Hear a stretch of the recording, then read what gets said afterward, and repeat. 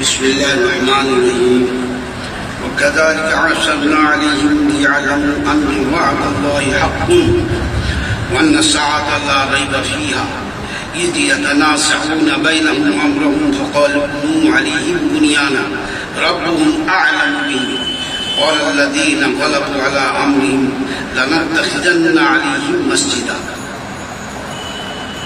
একটা কথা মনে রাখতে হবে, এই যে আমাদের জিকিরের মজলিস এবং এই তাসাউফ ও আধ্যাত্মিকতার লাইন, এই লাইনের উদ্দেশ্য সমূহের মধ্যে একটা বড় উদ্দেশ্য হলো এই দুনিয়াটা মানুষের জন্য জান্নাত হয়ে যাবে। এর মানে কি? আল্লাহর কথা সত্য। আল্লাহ বলেছেন আলা বিযিকরিল্লাহি তাতমাইন্নুল কুলুব, আল্লাহর জিকিরে অন্তরে শান্তি আসে। তো আল্লাহর জিকির করলে অন্তরে শান্তি আসে। তা আমরা যদি জিকির করি আর অন্তরে আমাদের যদি শান্তি না আসে, তখন মনে করতে হবে আমাদের কোনো জায়গায় ভুল হচ্ছে। হয় আমার তওবা গন্ডগোল, হয় কারো জমি আত্মসাৎ করে গেছি, হ্যাঁ, 1 কাঠা লিখবো বলে 5 কাঠা লিখেছি, বা ভাইয়ের ফাঁকি দিচ্ছি, বোনের ফাঁকি দিচ্ছি, হ্যাঁ, বা মানুষের ফাঁকি দিচ্ছি, বা উপায় করেছি মিথ্যা কথা বলে। এরকম ধরনের জিনিস যদি থাকে তখন বাধা হয়, হ্যাঁ। আর তখন এইটা মনে করতে আমার আল্লাহ যা বলেছে একদম ঠিক। আল্লাহ আলা বিযিকরিল্লাহি তাতমাইন্নুল কুলুব, এই দুনিয়াতে জান্নাত পাওয়া যাবে আল্লাহর জিকির। আর বিপদ আপদ আসবে, যে যত আল্লাহ নিকটবর্তী হবে তার তত বিপদ আসবে। বুখারী শরীফের হাদিস, আশাদু বালানিল আম্বিয়া সুম্মাল আম্বিয়া সুম্মাল আমসাল ফাল আমসাল, সব থেকে বালা মুসিবত বিপদ আপদ নবীদের উপর আসে, এবং তারপরে নবীদের যে যত নিকটবর্তী হবে বিপদ আপদ আসবে। আর বিপদ আপদ আসবে এমন করে আসবে যে তার মর্যাদা বৃদ্ধির এটা মাধ্যম হবে। এইভাবে এই রূপে বিপদ আসবে যে মর্যাদা বৃদ্ধি হবে না। কিরম ভাবে হবে? সেই বিপদে পড়ে সে যখন আম্বিয়া ইকরাম আলাইহিস সালাতু ওয়াস সালামদের জীবনী দেখবে, হ্যাঁ, যে তাদের কি বিপদ এসছে, আল্লাহ রাসূল সাল্লাল্লাহু আলাইহি ওয়াসাল্লামের জীবনে কত বিপদ এসছে, এটা কোন মুস্তাদ ঘুমোচ্ছে। ও স্কুল খুলে গেছে নাকি? হ্যাঁ, তো এনার যে জেগের করে ভালো খাবে, ভালো করবে, গাড়ি হবে, বাড়ি হবে, এ নয়। এ তো আল্লাহ শত্রুর আল্লাহ দেয়। যাই হোক, খাওয়া হোক চাই না হোক, আর অট্টালিকায় এসি ঘরে বাস করুক, সব অবস্থায় তার অন্তরে শান্তি আছে।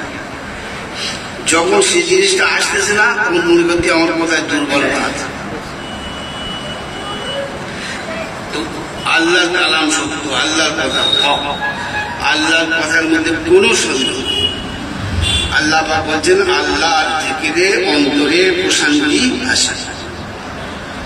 হ্যাঁ, আল্লাহর জিকির যখন অন্তরে বসে যাবে, সে মানুষ সে যে অবস্থায় থাকে না কেন সে আনন্দে থাকে, হ্যাঁ, আনন্দে থাকে। আল্লাহ সুবহানাহু ওয়া তাআলা আমাদের শরীয়তকে বোঝার তৌফিক দান করেন। এখানে যখন গুহাবাসীরা জেগে উঠলেন, একজনকে পাঠানো হলো, সিয়াম লিখা হোক আর মুকাসলামি নাম, দুটো নাম আসে। তো ভালো করে বলে দেওয়া হচ্ছে, খবরদার কেউ যেন ঘূর্ণা করে জানতে না পারে যে আমরা এখানে আছি, হ্যাঁ, বা আমরা সেই নিরুদ্দিষ্ট যারা যাদের সম্পর্কে জানে যে কোথায় নিরুদ্দেশ হয়ে আছে, হ্যাঁ, তো এরকম যেন কেউ না বুঝতে পারে। আমরা নিজেরাই জানি না যে কতদিন হয়েছে আমি ঘুমিয়ে আছি, হ্যাঁ। এবারে এই বেচারা যখন শহরে ঢুকলেন, তো ঢুকে এবারে ধরা পড়ে গেল। আর বিশেষ করে যখন সেই মুদ্রা বের করেছে, মুদ্রা যে 300 বছর আগেকার, 300 বছর আগেকার মুদ্রা, তো এতেই ধরা পড়ে গেছে। কারণ আগেকার যুগে সব এইসব চলত, যে এমন যে মুদ্রার ব্যবস্থাপনা পৃথিবীতে ছিল, যে যার একটা মূল্য আছে, হ্যাঁ, সেটা যদি কোনো কারণে সে নোটবন্দি হয়ে যায়, সেটা বেকার হবে। যেমন আমাদের নোটবন্দি হলো, সর্বনাশ হলো, আর ক্ষতি হলো সব থেকে বেশি মুসলমানের। হ্যাঁ, নোটবন্দি হয়ে নোটগুলো বেকার, বেকার, এর কোনো দাম না, এর কোনো দাম না। একটা কি বলে 100 টাকার নোট, 1000 টাকার নোট কেউ কি বলে 1 টাকা দিয়ে কেউ নেবে, বেকার। কিন্তু যখন আসল জিনিসে মুদ্রা থাকবে, সে স্বর্ণ মুদ্রা হোক, রৌপ্য মুদ্রা হোক, সেটা যদি কোনো রকম ভাবে ব্যান্ড হয়ে যায়, সে তার মূল্যটা ঠিক থাকবে। কারণ আসল মূল্যের জিনিস তো রূপবাসনা বা কোনো ধাত মূল্যবান, সেটা থাকবে। এদের সময় যে মুদ্রাটা ছিল, এই এনার কাছে খুব দামি। আর কত বছর হয়েছে? 300 বছর। 300 বছর, 300 বছর পর, 309 বছর পরে, তাহলে কত পাল্টে গেছে, কত কি হয়েছে। হ্যাঁ, আমরা যে ছোটবেলার নোট দেখতাম, 100 টাকার নোট কলা গাছ মারবে, এখন চলবে কলা গাছ, 2 আনা 1 আনা। হ্যাঁ, আমরা বলেছি 1 কড়া, 2 কড়া, 4 কড়া 1 ঘন্টা, 5 কড়া 1 ঘন্টা 1 কড়া, 6 কড়া 1 ঘন্টা 2 কড়া, এসব করেছি। হ্যাঁ, তো তখন গিয়েছিল, চলবে। এর মুদ্রা দেখে সবাই আতঙ্কিত হয়ে গেছে, যে মানে গুপ্ত ধন পেয়েছে, এই গুপ্ত ধন পেয়েছে, তো পিছনে লেগে গেল। সবাই এবার জড়ো হয়ে গেল, যে গুপ্ত ধন সব রকম ভাবে চেষ্টা করছে, সব রকম ভাবে চেষ্টা করছে, যে এর দ্বারা যদি গুপ্ত ধনটা আমরা কোথায় পেয়ে যাই। আর কিছু মানুষ এমন যে তারা বলে থাকতে পারে, তার কাছে রয়েছে আমার মুসলমান এলাম ছিলেন। বুখারী শরীফের একটা হাদিসের ঘটনা বলেছিল, এটা বুখারী শরীফের হাদিস, যে এক ব্যক্তি জমি বিক্রি করেছে, এক ব্যক্তি জমি বিক্রি করেছে, তো ক্রেতা জমি কিনে নিয়েছে। এবার জমি কিনে নিয়ে আর দখল করেছে, দখল করে আর এবার তাতে হাল চষেছে, যা কিছু করার সব করেছে। এর মধ্যে কোনো জায়গায় তার একটা গর্ত খোলার প্রয়োজন পড়েছে, একটা গর্ত খুলেছে। যখন গর্ত খুলে দেখে যে একটা বিরাট বড় টাবর, সে টাবর পাওয়া গেছে তাতে, এবং পিতলের টাবর, পিতলের টাবর পাওয়া গেছে। আর তাতে শুধু মুদ্রা ভর্তি, দামি দামি মানে সোনার উপর মণিমুক্ত। তখন যখন এসব পেয়েছে, তো সেটাকে তুলেছে, তুলে এই ব্যক্তি জমি যে বিক্রি করেছে তার কাছে গিয়ে বলেছে, এগুলো পেয়েছি, এগুলো আপনার, আপনি নিয়ে নেন, এতে আমার কোনো ভাব নেই। আর জমিওয়ালা বলে, আমি জমি বিক্রি করে দিয়েছি, আমি একদম পাতা থেকে নিয়ে উপর পর্যন্ত বিক্রি করেছি, অতএব যেটা এসছে ওটা আপনার। হ্যাঁ, এবং তারা সত্যিকারের ইমানদার ছিলেন। ইনি বলেন, না, এটা আপনার জিনিস, আপনার জমিতে পাওয়া গেছে, আমি এটা কিনি। উনি বলেন, না, আমি সব শব্দ বিক্রি করে দিচ্ছি, ওটা আপনার। এই নিয়ে দুজনের এমন হয়ে গেল, কেন দিয়ে তো থাকতে চায় না। যখন ইমানদার, ইমান ভেতরে আসবে না, তার একটা দোকানে 500 টাকা বাকি আছে, ওটা আছে, ও থাকতে পারবে, দিয়ে আসে। হ্যাঁ, তো এ হলো ইমানের লক্ষ্য। হ্যাঁ, তুমি আল্লাহ করবে, হারাম খাবে, হারাম খোর সব জোয়া করে নেবে, 5 জমি ভাঙিয়ে দেবে, 19 জমি ভাঙিয়ে দেবে, আল্লাহ করতে অ্যাকশন হবে। হ্যাঁ, কিরা মুসলমান ছিল সে। এবারে কি হলো, যে ইনি চাচ্ছে যে আমি না, এটা আমি যে ফেলে দেবো, ফেলে দেওয়া যায় না, কারণ আল্লাহ কি বলে, সমস্ত নবীরা নিষেধ করেছে যে সম্পদ এটা হলো আল্লাহর পক্ষ থেকে, এর অপচয় করা যাবে না, এর অপব্যয় করা যাবে না। হ্যাঁ, তো আমি ফেলে দেবো কোনো জায়গায়, তাও দিতে পারবো না, কিন্তু ওর জমিতে পা গেছে, ওটাও। উনি একদম পুরো বেঁকে বসে রয়েছে, না, আমি যখন জমি বিক্রি করে দিচ্ছি সব, এখন এরকম ঘটনা ঘটবে হবে? হ্যাঁ, কোনদিন হবে না। এখন এই জ্যাকেটটা কি জন্য জানেন? যেমন একটা হারাম মাল আসবে, এই জ্যাকেট যদি একটু ভেতরে ঢুকে থাকে বলে দেবে শান্তি আসবে না, যে না এর একটা ব্যবস্থা করি আমি,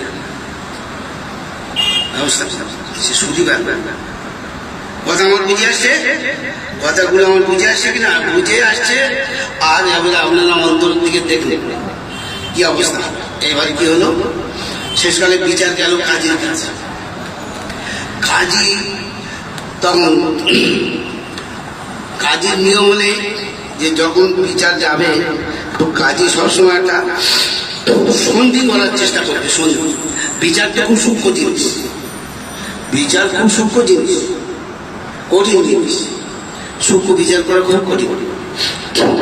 কিন্তু সন্ধি করে দেওয়া, একটা মিটমাট করে দেওয়া, একটা আপোষ মীমাংসা করে দেওয়া সহজ সহজ।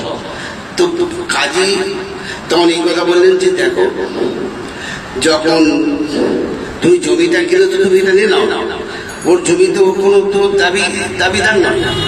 হ্যাঁ, আর পরিবার না আমি আর ওনাকে বলা হলো তোমার জমি দিলাম, তুমি এটা নিয়ে নাও না, নেবে না কেউ। তার কারণ তোমাদের ছেলে মেয়ে আছে, তো একজন বলে আমার একটা ছেলে আছে, আর একজন বলে আমার একটা মেয়ে আছে, তাহলে তোমার ছেলে মেয়ের পেয়ে দাও, আর ইয়ে দিয়ে এগুলো খরচ করো। আর খরচ করে যা এক্সেস হবে, যা বেশি হবে, সেগুলো আল্লাহ রাস্তায় সৎকার করে দেবে, আল্লাহ রাস্তায় সৎকার করে দেবে।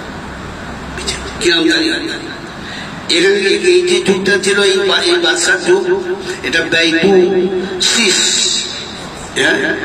এই যুগ, কারণ এই বাদশা ছিল ইমানদার।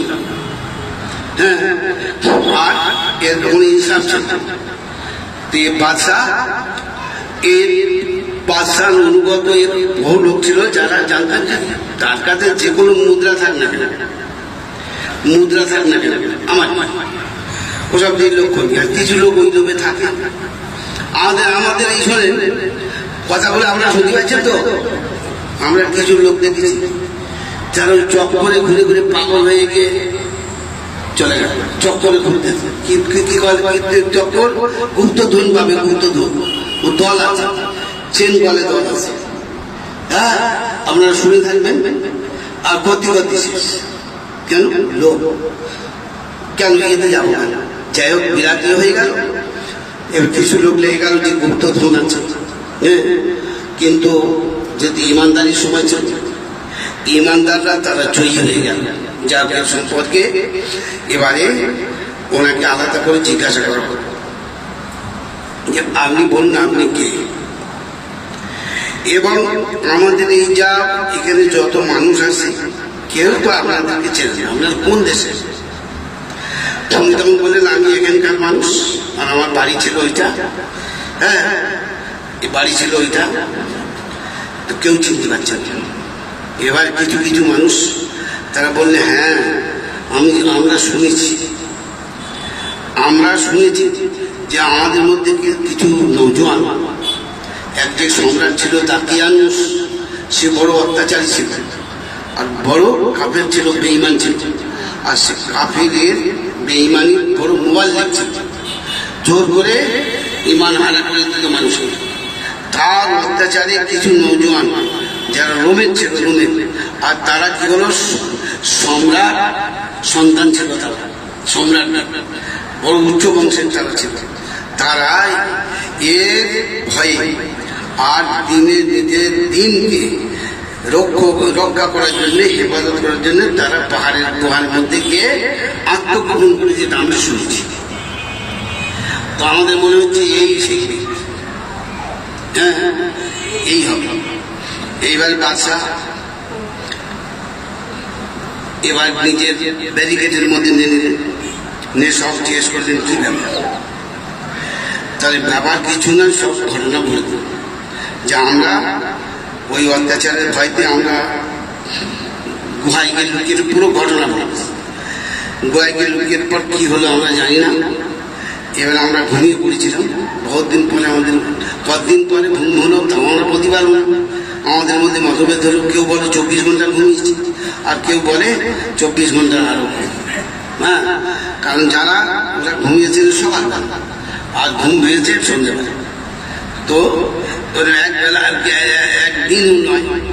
তো এরকম আমাদের মধ্যে এই মতভেদ দেখা গেছে। আমরা এখন পর্যন্ত বুঝতে পারিনি কতদিন আমরা ঘুমিয়েছি। আর আমার ক্ষুধা লেগেছে, ঘুম থেকে জাগার পরে সঙ্গী সাথীরা পরামর্শ করে আমাকে পাঠিয়েছে যে এখানে আমি ওষুধ কিনে নিয়ে যাবো, খাদ্যদ্রব্য কিনে নিয়ে যাবো, তাতে আমরা খাবো। তো খাদ্যদ্রব্য কিনতে এসে তখন আমাদেরকে বলেছে যে খবরদার বৈধ আর অবৈধ হালাল খাদ্য নেবেন, হালাল খাদ্য নেবেন। হালাল খাদ্য মানে তখন হালাল খাদ্য হতো যে অমা বহিল্লা লিবাইল্লাহ, যে যেগুলো শয়তানের নামে জমা করা হতো, তার দেব দেবী ঠাকুর পুতুল প্রতিমার নামে, ওগুলো হলো হারাম। এই জন্যে বিশেষ করে আমার জোর দিয়েছে। তো এখানে এসে সেই খোঁজে ছিলাম, ইতিমধ্যে আমি এরকমভাবে ধরা পড়ে গিয়েছি এবং আমি এসছি, আরো আমার সাথীরা সেখানে আছে। হ্যাঁ, এবার বাদশাহ বুঝে গেলেন।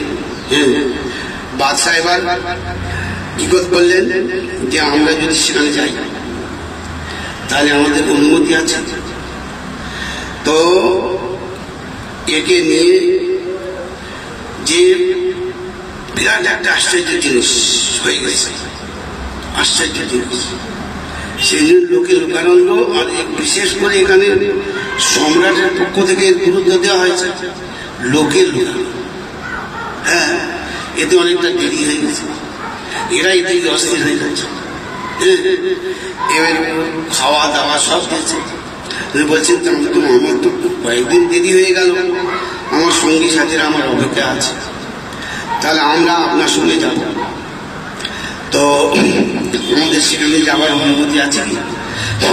তাহলে না, আমি যাব, আমার সঙ্গী সাথীদের আমি জিজ্ঞাসা করব, যদি অনুমতি দেয় তাহলে আপনাদেরকে ডাকবো, তবে যাবে।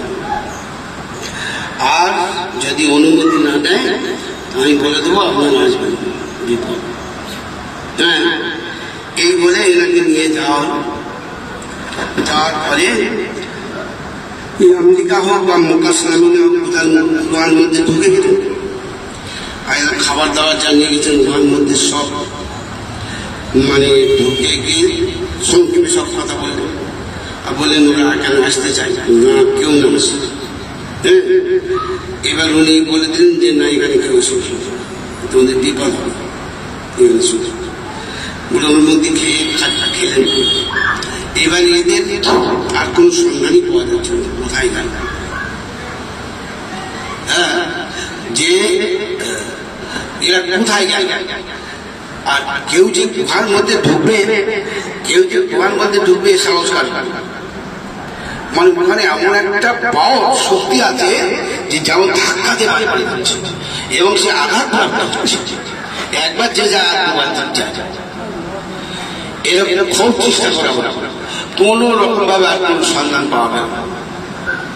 এবং কয়েকদিন ধরে যে এদের উদ্ধার করা, যখন শক্তি থাকে, সেনাবাহিনী আছে, সব কিছু আছে, তখন অনেক কিছু মনে হয়। হ্যাঁ, কিন্তু আল্লাহর শক্তির কাছে কোন শক্তি চলবে না। এটা আল্লাহ ওই সময় গুহাবাসী দিয়ে তারা সেই যুগে প্রত্যক্ষ ভাবে দেখিয়ে দিয়েছে যে দেখো তোমার সেনাবাহিনী সব কিছু আছে, কিন্তু ঢোকো, কেউ ধারে বাড়ি বাড়ি বাড়ি এবং সারা কি বলে একবার মানে লোকে লোকারণ্য সব রকম ভাবে মানে রাজ শক্তি ব্যবহার করে ও ধারে কাছে পর্যন্ত যাওয়া যায়।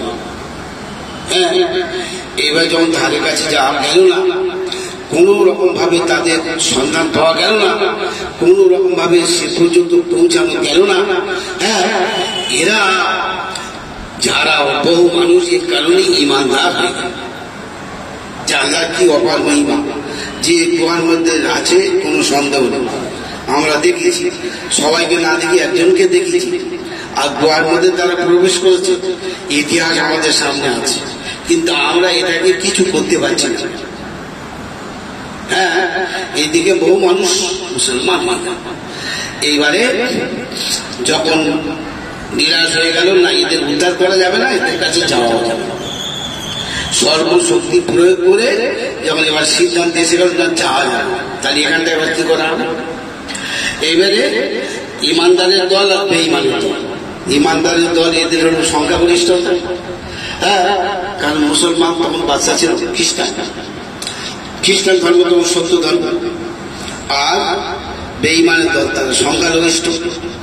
তো সংখ্যালঘিষ্ঠ তারা বলে যে আমরা এখানে আনন্দ ফুর্তি করার জন্য বিরাট বড় বিল্ডিং বানাখানা করব, আর এখানে এটা একটা বিচরণ স্থান করব, এর কারণে যেমন এখানে বহু দূর দূর থেকে মানুষ এখানে আসে, হ্যাঁ, যে একটা চরণ স্থল, এখানে এসে তারা সুখ ভোগ করবে, মানে উপভোগ করবে এই আবহাওয়াটা, এরম করবে। আর যাদের কাছে ছিল আল্লাহর ইলম, তারা এই কথা বললো যে না এখানে মসজিদ হবে, এখানে মসজিদ হবে। আর সেই যুগের মসজিদ মানে গির্জা, খ্রিস্টানদের যুগ চলেছে, তো সেই তারাই জয়লাভ করলো এবং তারাই মানে মসজিদ করে দিল। সেটা আল্লাহ আবার বলছেন নাহনু নাকুসসু আলাইকা নাবাহুম বিল হাক্কি ইন্নাহুম ফিতয়াতুন আমানু কাযালিকা আরসালনা লিয়ালামু আন্না ওয়াদাল্লাহি হাক্কুন। এরকম ভাবে এই অবস্থাটা, যে দৃশ্যটা আমি পুরো পৃথিবীবাসীর কাছে ফুটিয়ে তুলেছি, এটা ইতিহাস। সেই সময় এরকম বিজ্ঞানের উন্নতি হয়নি, সেই সময় এত উন্নত মানের জিনিস হয়নি, সারা পৃথিবীতে ছড়াতে অনেক দেরি হয়েছে, কিন্তু এটা বিরাট বড় একটা ইতিহাস। এটা কি জন্য করেছি? আন্না ওয়াদাল্লাহি হাক্কুন, আল্লাহর ওয়াদা, আল্লাহ যা বলবো আল্লাহ ওয়াদা করবেন ঠিক। কেন? যে আল্লাহ ওয়াদা করেছেন যে একদিন সব মানুষ উঠবে আর তাদের হিসাব নিকাশ করবে ঠিক। আর কি ওয়ান্না সাআত আল্লাহ রইবে, কিয়ামত হবে কোনো সন্দেহ নেই, কিয়ামত হবে কোনো সন্দেহ নেই। কারণ এরা 309 বছর ঘুমিয়েছে, কি করে হলো, ফের উঠে গেল, হ্যাঁ, কোনো সন্দেহ নেই। ইজিয়াতা মা যাওনা বাইনা আমরা, এইবার এদের মধ্যে আপোষের মধ্যে তর্কাতর্কি শুরু হয়ে গেল, আপোষের মধ্যে শুরু হয়ে কি হলো, কলুবনু আলাইহিম বুনিয়ানা, মানে এখানে বিরাট বড় দৃশ্যমান, হ্যাঁ, যে তাজমহলের মতো তাজমহল তৈরি হয়েছে 400 কোটি টাকা, হ্যাঁ। আর শাহজাহান বাদশাহ মমতাজের কাছে প্রতিশ্রুতি দিয়েছিল, মমতাজ বলেছিল যে আমি যখন মারা যাব তো আমার এমন একটা স্মৃতিসৌধ করবে যা পৃথিবীতে যার দৃষ্টান্ত নেই। শাহজাহান বাদশাহ বলেছেন হ্যাঁ করবে। আর মমতাজের মৃত্যু কি করে হলো? 14তম সন্তান প্রসব করতে গিয়ে মৃত্যু হলো। 14তম সন্তান, কত? 14তম সন্তান প্রসব করতে গিয়ে মমতাজ তার মৃত্যু হলো। হ্যাঁ, তো যখনই বলছে যখন আর মৃত্যু হবে এমন স্মৃতিসৌধ আমার কবরের উপর করে দেবে পৃথিবীতে যার দৃষ্টান্ত। হ্যাঁ, তো শাহজাহান বাদশাহ সেই প্রতিশ্রুতি রক্ষার জন্য যমুনা নদীর তীরে আগ্রাতে এমন একটা তাজমহল করলেন পৃথিবীতে যার নজির নেই, যার নজির। এবং সেই সময় 400 কোটি টাকা, সেই সময় কত টাকা করে দিয়েছে। তো ওরা বলে আমরা এরকম করবো, এর উপরে এমন একটা সৌধ নির্মাণ করে দেব যে যা পৃথিবীর মানুষ এখানে দেখতে আসে, এটা একটা চরণ না হবে এই। আর যারা আল্লাহওয়ালা তারা কি বলছে, আচ্ছা রব্বুহুম আলামিন ওয়াল্লাযিনা গালাবু আলা আমরিহিম লানাত্তাখিযান্না আলাইহিম মাসজিদা। আল্লাহওয়ালা দরবার কি হচ্ছে, দেখেন মসজিদ, এখানে আল্লাহর ইবাদত, এখানে আল্লাহর ইবাদত। এবারে এর থেকে মশলা বিপার হয় যে যখন কোন কবর থাকবে কবরের কাছে মসজিদ করা চলবে, শর্ত শুধু হইতে হলে ওইতে যে কবর সামনে না থাকবে, কবর সামনে না থাকলে তখন সেখানে মসজিদ করা চলবে। আর এর থেকে জানা গেল যে আল্লাহওয়ালারা যেখানে থাকলেন আল্লাহ আল্লাহদের কবর যেখানে হবে তার কাছাকাছি যদি ইবাদত করা যায় খুব কবর হয়। কারণ আল্লাহ আল্লাহরা কবরে গিয়ে জীবিত হবে, তাদের উপর এত রহম হচ্ছে যে তার প্রতিবেশী হবে সে রহমতের ভুক্তভোগী হবে, অংশীদার। এই এর কথা আমি আগে বলেছি। মুসা আলাইহিস সালামের যখন মৃত্যুর সময় এলো, 120 বছর বয়স, মুসা আলাইহিস সালাম বললেন যে প্রথম তো মানলেন জিবরিল চোখ কানা করতে দৌড়ে, এবার বললেন যে আমি মরবো তো আমাকে ওই যে বাইতুল মুকাদ্দাস ওখানে যারা শুয়ে শুয়ে আছেন বড় বড় হস্তি ওদের সঙ্গে শুবার যোগ্যতা আমার, তো ওখান থেকে এতটা দূরত্ব যে একটা যদি পাথর নিক্ষেপ করা যায়, একটা মানুষ শক্তিশালী মানুষ পাথর নিক্ষেপ করে যত যায় বাইতুল মুকাদ্দাসে যে মাজারগুলো আছে তার থেকে একটু দূরে আমার কবর। কেন? আল্লাহ আল্লাহদের সঙ্গে থাকে। তো আল্লাহ আল্লাহদের কবরের পাশে কবর হওয়া বিরাট জিনিস, বিরাট জিনিস। হ্যাঁ, সময় তো আল্লাহ সুবহানাহু ওয়া তাআলা আমাদের আগামীতে হবে এটাই ইনশাআল্লাহ। সময় হয়ে যায় ট্রেনের ব্যাপার সবার। হ্যাঁ, এখন 11 বার দরুদ শরীফ, 11 বার কুল আল্লাহু আহাদ, ফের 11 বার দরুদ শরীফ পড়ে আজকে শুরু হয়।